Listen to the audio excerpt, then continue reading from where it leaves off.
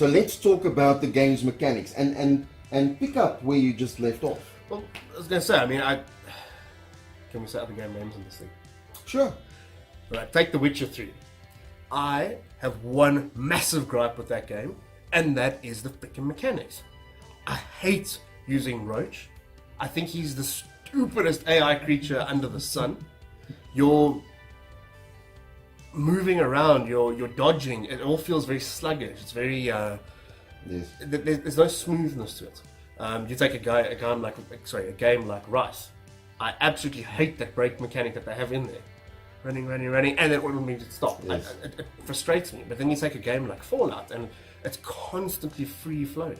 Yes, I mean, I can point out glitches in Fallout in terms of the mechanics as well, and trying to scale a mountain or trying to jump onto something. And there are massive flaws, but the basis of it is so smooth. And this is what I find with No Man's Sky as well. Even the small detail of sliding down a little embankment, and the way your guy actually braces himself and leans back into the slide. Yeah, the way his limbs flop around if you're using your jetpack. Fair enough, the mining is just its basic shoot a beam at a freaking rock, and there you go. So, I mean, there's nothing to really write about that. But yeah, I mean, just everything mechanical wise, they've really done it well as well. It's very smooth, it's very organized. It's no, oh crap, what am I going to do now kind of thing. I'm falling off of a mountaintop, how do I save myself?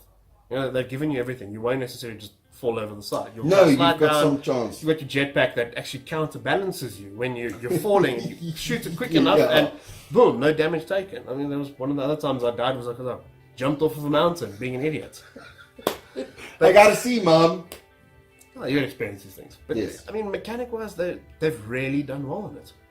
I was extremely surprised, and you've mentioned it now. You know, let's talk glitches, and when we get to the multiplayer, I have a few issues actually to address on that. But just playing the game very smoothly, I'm able to place a building piece next to another one. Correct. It snaps. Yes. There's no issue with snapping. No, and the only issue is you can't be inside a specific space of where that thing is going to be built. You know, you just need to move back or to the side or something, but then it snaps in, and then that is it. There was no terrain-wise. I was building, and now I start making a hill.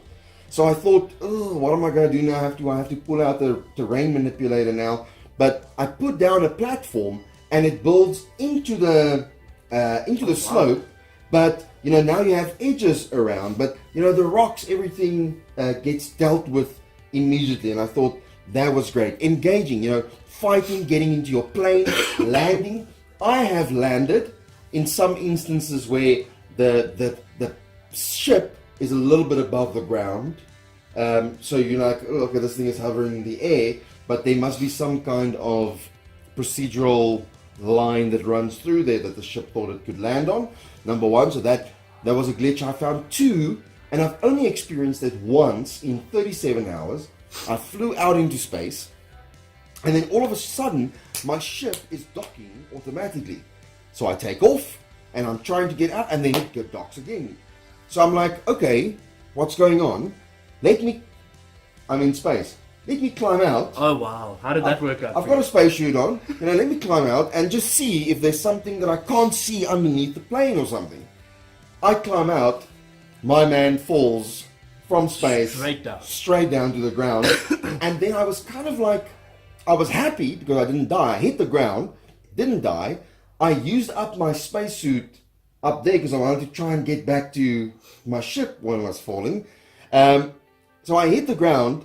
And my life was very minimal, but I still had life left. I thought, okay, I'm not saying this game is all of that. No, I'm not. I mean, the game isn't about. I mean, they've got great realism stuff in there, which I really want to give the game credit for. But I should have died. But number two, I was so high up, I shouldn't have fell all the way down to the plane. Shouldn't have got out of your plane, number one. Let's just go there. But I get what you mean. I mean, if you're in the middle of space, if you get out of your plane, they should cater for that. Yes. Should cater for you to float around. Yes, the plane drifts in one direction, you drift another, but that's your fault. Yes, the rocks is there. But why was I the one that was being pulled by gravity and nothing else around me. I had a problem with that. So, literally 37, 38 hours in, those were the only two things. The ship being above the ground when I landed, and out in space for some reason the thing wanted to dock. I think maybe something didn't have a chance to draw, I don't know. But there was nothing that I thought felt game breaking in the single player experience regarding the game's build. Have you tried to land upside down yet? Worth it. I'm just saying. I have to now. It is the weirdest thing. You can literally float facing the ground and dock your fighter or your spacecraft, and it will turn you. Immediate flip and land. So again, something to probably work on, but it's funny. All right, brilliant. That's great. It gives a bit of humor to it. So let's talk about just the laser part. Actually, let's get down to the resource management.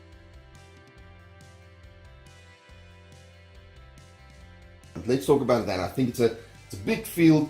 Here you are, you need all the stuff to build all the stuff, and how to do that is to gather all these resources. What are your feelings about the resource and its management, and connecting it to inventory management?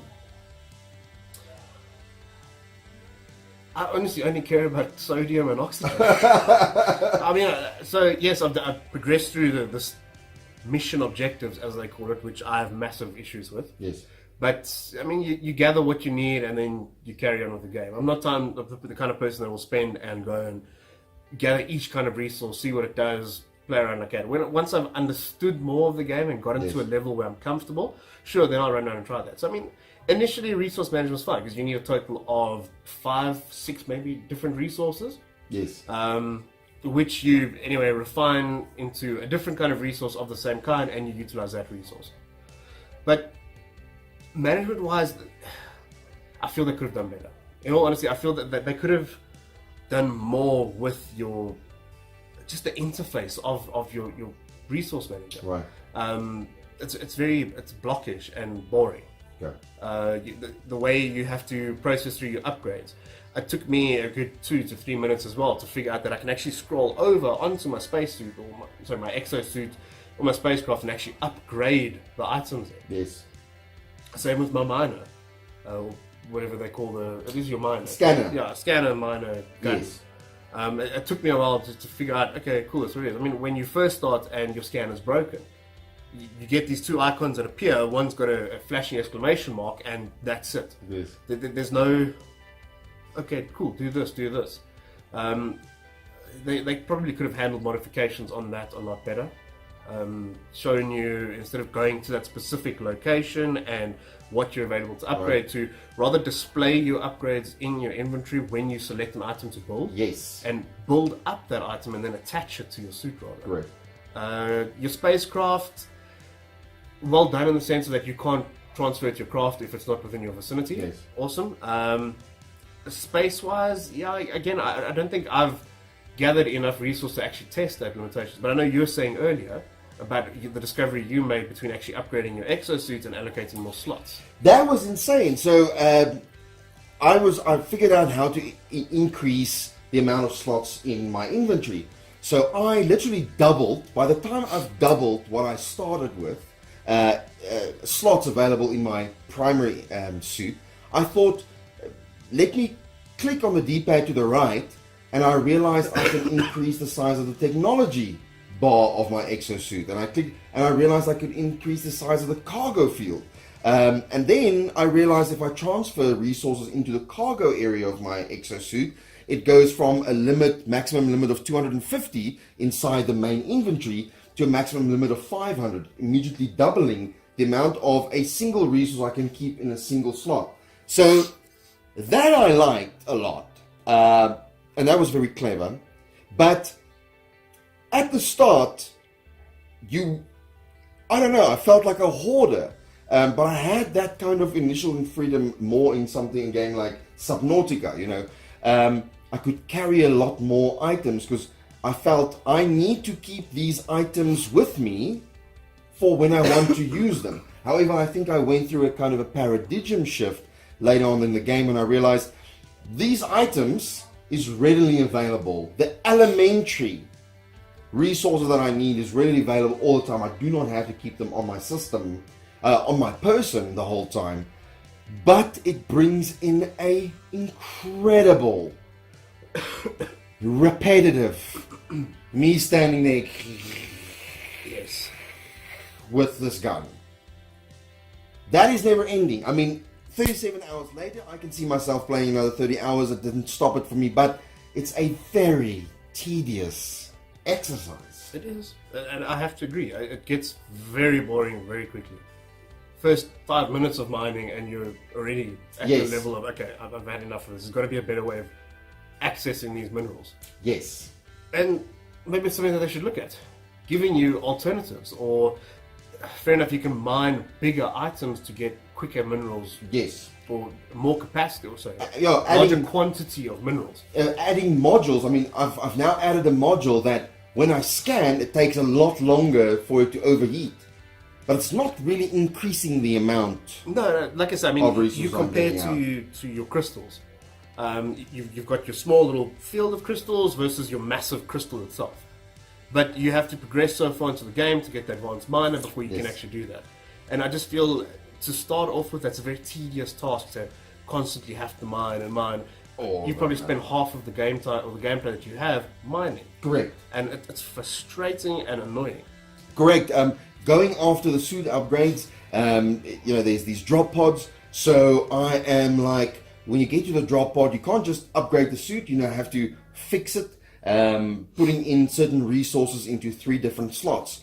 So most of the time, upgrading your suit is spent around this pod, gathering the resources to get that thing. And now that you're done, now you scan for the next pod, and you get to the and the it's whole the same cycle process again. restart again. And also because I don't have that much inventory space yet, I can't carry too much of the resources I require for the next one, because I've got this relic I want to keep, because I don't know what that's going to be worth to me later on in the game, so I want to get rid of it.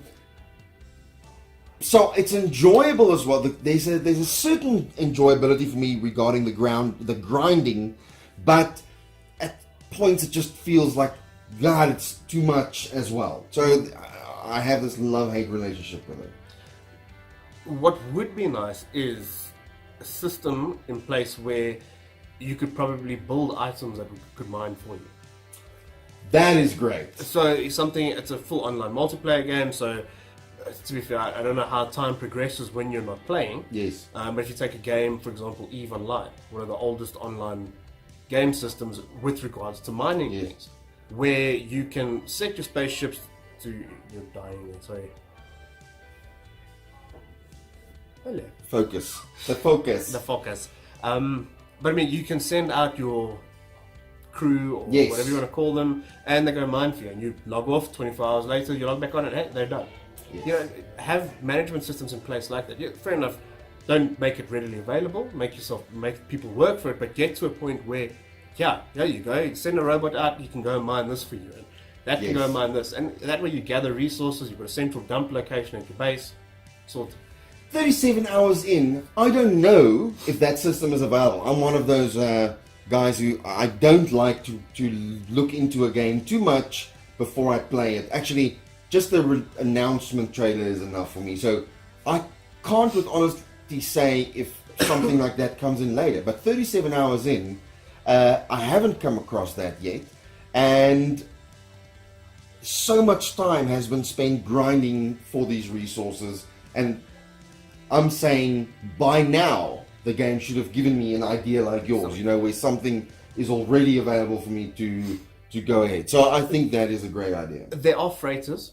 Personally, I haven't progressed through the freighter stage yet. Yes. So maybe the freighters do it. And I'm probably going to get blasted for sort of comments like this because I haven't progressed far enough. But Possibly. maybe you can send your freighters out on missions, but what they do, what they don't do, I'm not sure. No, that's fine. So I we mean, have to go and encounter that. 37 hours in, and I have had 3 or maybe 4 missions with the freighters, where most of what I've gotten was either relics or units, credits, back. It's maybe possible that there's something there, but I've only now got 3 freighters that goes out, apart from my main freighter that stays around.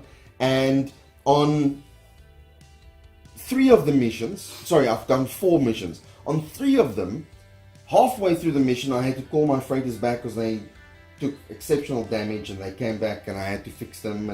And then you get there, you don't know what resource you're going to require to fix it, so you kind of take everything you think you're going to need, but you get there and there's something that you don't have.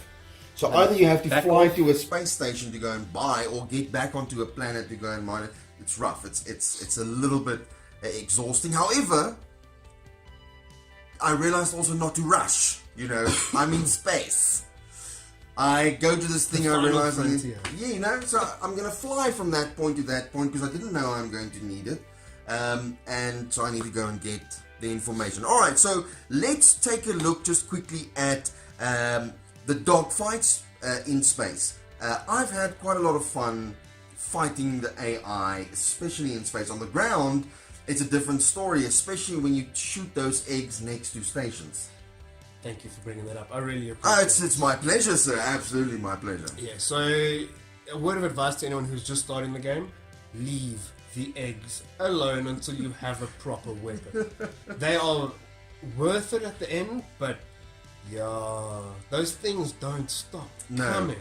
And there's no other way to explain them but a Zerg lookalike creature from StarCraft Yes. that will probably give you 2-3 hits at max and you're dead. And it's gonzo. So yeah, trying to navigate them, I'll shoot the egg, pick the egg up, then I fly on top of the station, so then I'm standing there. But then you have to wait, like, feels like minutes, but maybe 30 to 40 seconds before they go away. Then you go and get another egg. I mean, these eggs are valuable AF, but wow, the fact that they come back after you shot them, or other ones come out, that's rough. You usually said the idea of jumping on the space station. I jumped back into my ship and literally sat there watching these things surround my ship.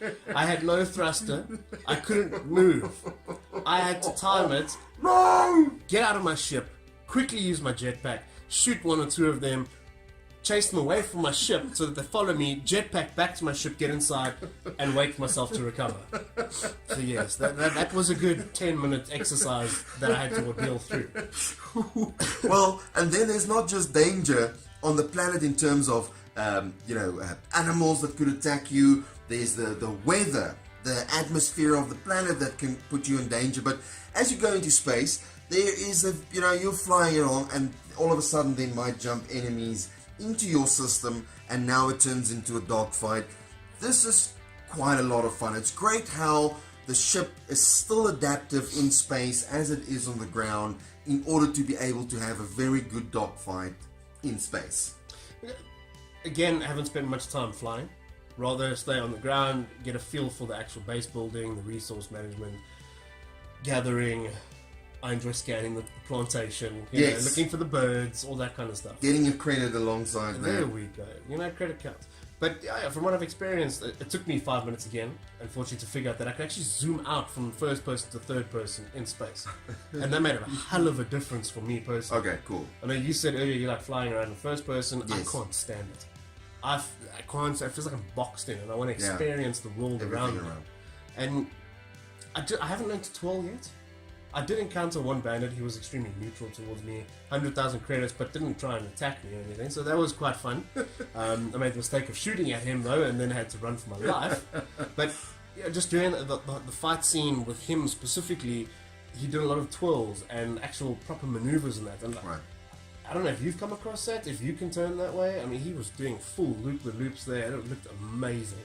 Yes, LBRB during flight. Oh, thank you. That yes. helps a lot. However, I've used those maneuvers, and it doesn't really bother them. No, I mean, if you kind of fly in a straight line, objective counteracted, you know? They still got me.